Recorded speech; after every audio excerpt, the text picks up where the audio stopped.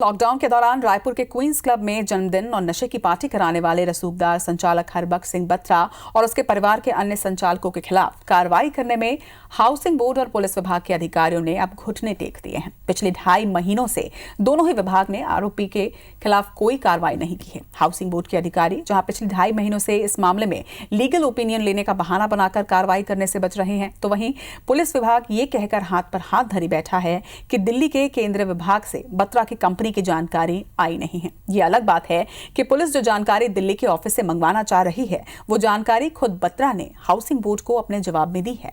Police चाहती तो housing board से जानकारी मांगकर कार्रवाई कर सकती थी। ये महज संयोग नहीं है। घटना के बाद शुरू से ही आरोपियों के रसूखदार होने के चलते उनके खिलाफ कार्रवाई नहीं होने की बात चल रही थी और अब दोनों विभाग के रवैये को देखते हुए इस पर मुहर लगती नजर आ रही है।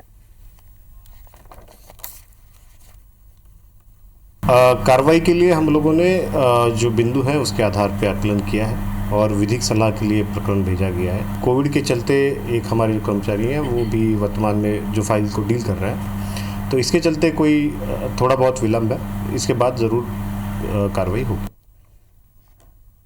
और इस खबर पर ज़्यादा जानकारी के लिए हमारे साथ हमारे सहयोगी राजेश राज जुड़ रहे हैं।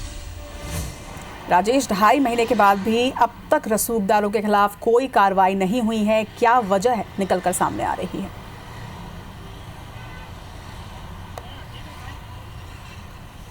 देखिए, इस घटना के बीते हुए करीब 3.5 महीने से ज़्यादा का समय हो चुका है और 2.5 महीने का बात हम तब कर रहे हैं जब इसके बाद कोई कार्रवाई नहीं की गई है।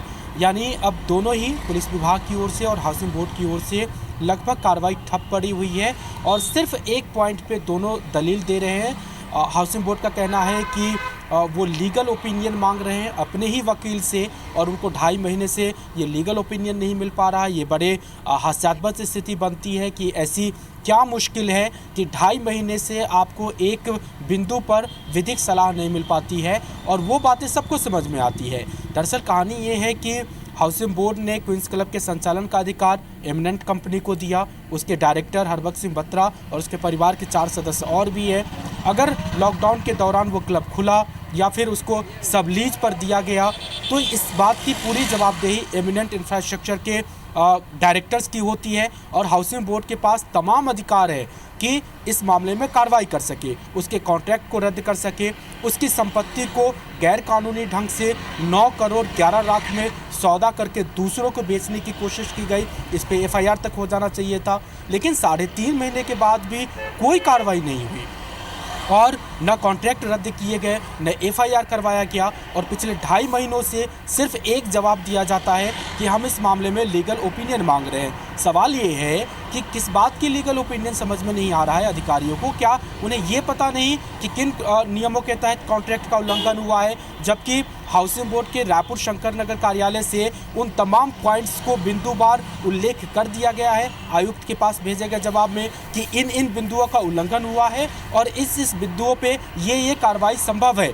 अब सिर्फ आयुक्त को कार्रवाई करनी थी, लेकिन कह रहे हैं कि चूंकि आरोपी रसूखदार है, शासन से लेकर के सत्ता में उसकी बड़ी पहुंच है, इसलिए कार्रवाई नहीं हो रही है। और यही रवैया पुलिस के स्तरों पर भी देखने को मिल रहा है। हालांकि पुलिस ने FIR दर्ज करने के बाद 16-17 गिरफ्तारियां इसमें ज़रूर की, लेकिन जब मुख्य आरोपी की गिरफ्तारी की बात आई तो फिर वहीं पे वही दबाव काम आ गया। उसमें जो एक नामजद आरोपी है, आज तक उस पर कोई कार्रवाई नहीं हुई और ये जो डायरेक्टर्स है इस क्वींस क्लब को चलाने वालों पे, उसको तो पूछताछ करके थाने से छोड़ दिया गया सिर्फ उसकी इस दलील पे कि उसने क्लब के संचालन का अधिकार किसी और को दे दिया है। पुलिस ने ये तहकीकात करने की भी जरूरत नहीं समझी कि हरबख्श सिंह बत्रा के पास वो अधिकार है भी नहीं कि वो किसी और को लीज पर दे सके या नहीं। या फिर अगर एक बार हाउसिंग बोर्ड से पूछ लिया होता कि क्लब के संचालन का अधिकार किसको दिया गया था, इसकी लीगल एंटिटी किसकी बनती है, तो भी पुलिस के सामने स्पष्ट हो जाता।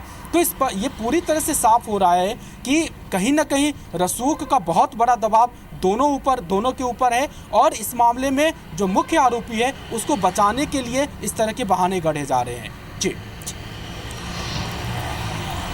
देखना होगा राजेश कि लॉकडाउन के वक्त की इस घटना पर अब अनलॉक भी हो चुका है देश, वैक्सीनेशन का दौर भी शुरू हो चुका है और शायद जिस तरह का रवैया दोनों ही हाउसिंग बोर्ड या पुलिस अपना रही है, उससे लगता है कि कोरोना वायरस भी खत्म हो जाएगा, लेकिन शायद कार्रवाई नहीं हो पाएगी। लिहाजा देखना होगा कि कब तक आखिर कार्रवाई होती है या पुलिस आगे क्या करती है, हाउसिंग बोर्ड क्या करता है। तमाम जानकारी के लिए आपका बहुत बहुत शुक्रिया।